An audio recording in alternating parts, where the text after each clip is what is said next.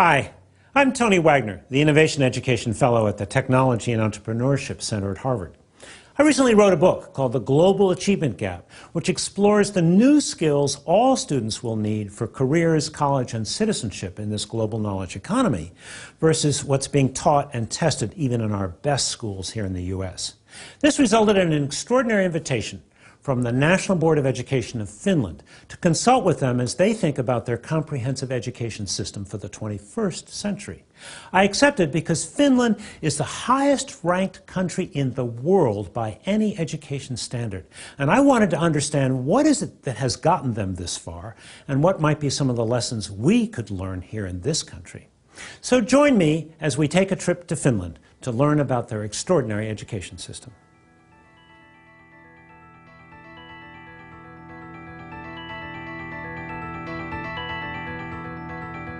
The question that is oftentimes asked when we get visitors from other countries to Finland, why are Finnish students successful?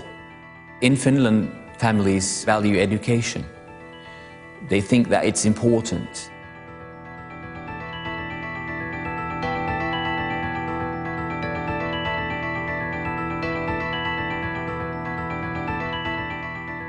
We offer the same system for all the pupils. No matter what their social background is, no matter what their parents do, and so on. So everybody gets the same, similar education. We have a consensus about what we want young Finns to be after. We want to provide a broad citizenship for every Finn.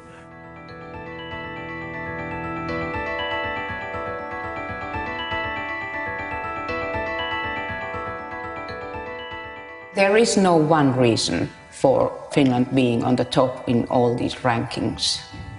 I would say there are many mutually interactive factors. Politicians, principals, teachers, universities have all understood that this is actually the only resource that we have in Finland that has to be taken good care of: the brain, the young people, the education. So these decisions have all aimed at the same goal, to be able to provide our kids with the type of education that are making them possible to compete at the international work market.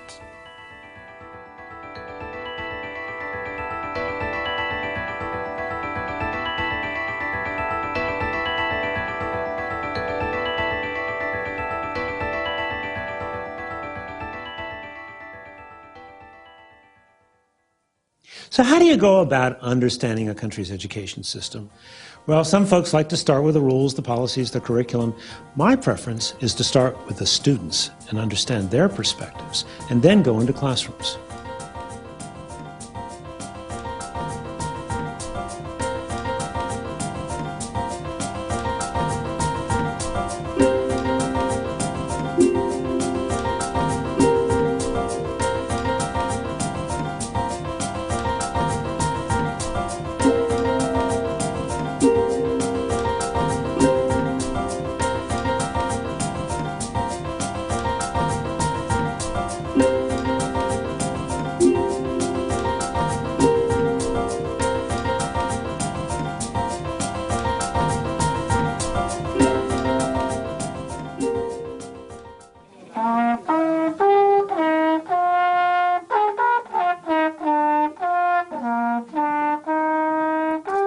While we were in Sippo, I visited an elementary school, grades 1 through 6. A couple things stood out for me. First of all, the size of the school, small. Their schools, elementary, middle, and high, are much smaller than ours because they understand the importance of more intimate working relationships between teachers and relationships between students and teachers. Class size also tended to be smaller, on average about 20. But the other thing that stood out was in this particular lesson I observed, where students were learning about different sources of energy, both renewable and non-renewable, in second grade. But after they'd been studying energy for several weeks, the teacher asked them to write a puppet show, imagining that the power had gone off in their home, and then representing what would happen. Real-life experience, thoughtful concepts, and the arts integrated into one curriculum.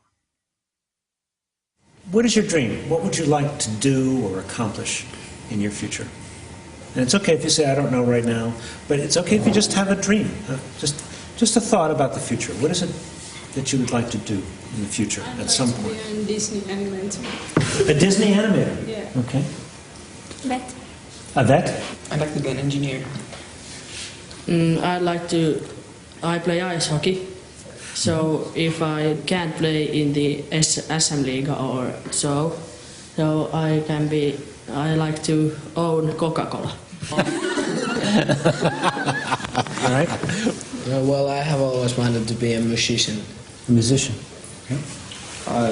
I just want to be rich and live in Bahama Island. So, I don't really know, but maybe a teacher. It would be cool to act or do some other things with movies and so on. Or to be, tietääkö joku mikä on nuoriso- ja vapaa-ajan ohjaaja? Youth leader. a youth leader. Okay. Psychologist. Psychologist. Good. As you imagine your future as an adult and growing up, do you believe you want to have more than what you've got now? The same? Less? Your thoughts? I think the same would be because we're living in a quite good standard, my family, and I think it's more important that I like my job and what I do than how much I earn money. I agree. It doesn't matter that much how much money you have.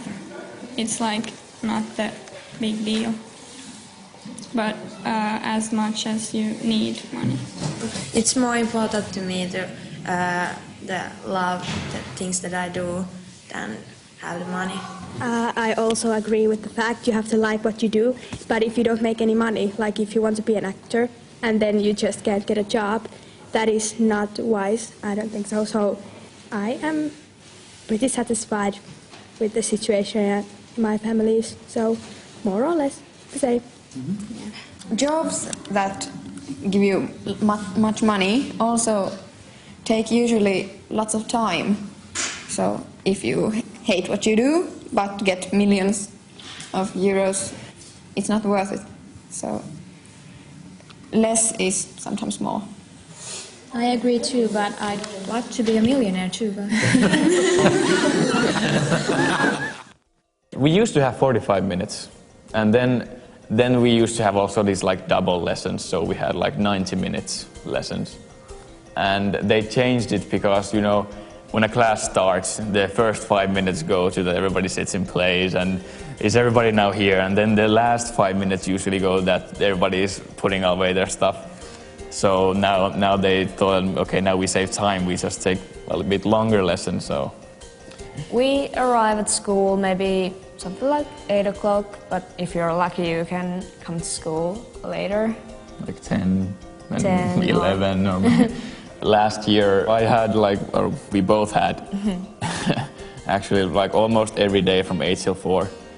But when we're now seniors, so life is much easier now. So in the next period, when we have only like 4 courses or 3, so we have maybe some days we have only 2 lessons. We come to school at 12 and leave at 4, or come to maybe 11 and leave at 2. So it really depends how you do your course, how you choose them.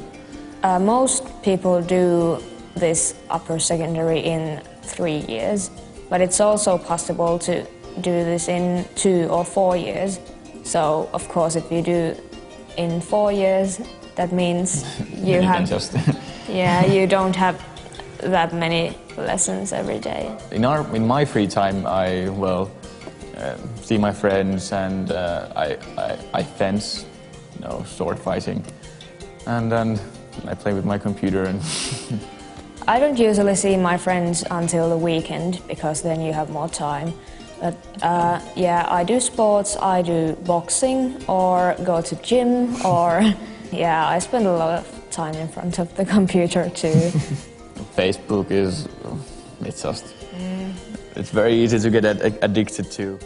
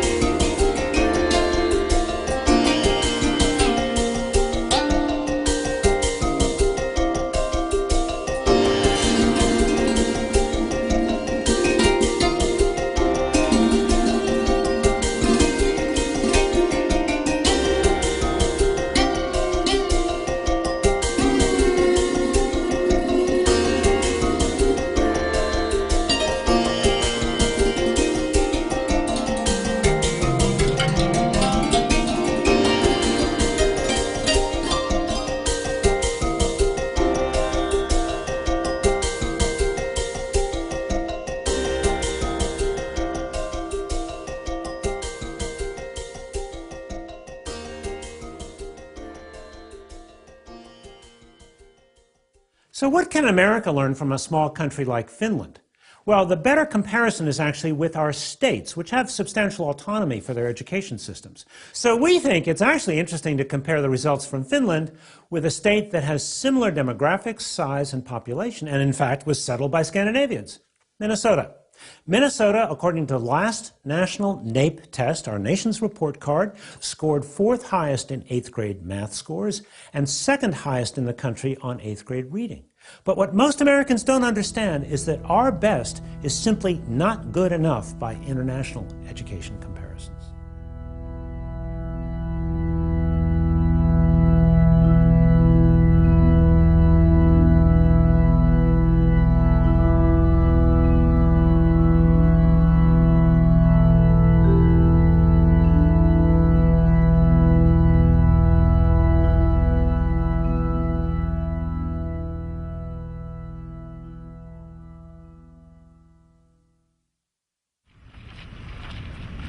So we're here to visit a Finnish school which is connected to the university that does teacher training.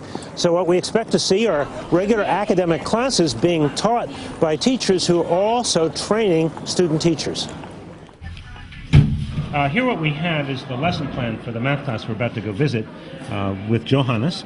And he outlines for us what was done in the previous lesson, which was the discovery of the Pythagorean theorem, which he just described to us. Now what we're going to apparently see is some oral calculation, proof of theorem, checking homework, how to calculate legs, that'll be interesting, written examples, individual practice, a short test of taught matter, and finally homework and self-evaluation. And it's a 75-minute class, so we're off to learn some math this morning. Mikä luku sopii x:n paikalle? X-potenssiin 2 on 64. This is a normal 8th grade math class, not tracked, not advanced. And yesterday this 8th grade class was discovering the Pythagorean theorem.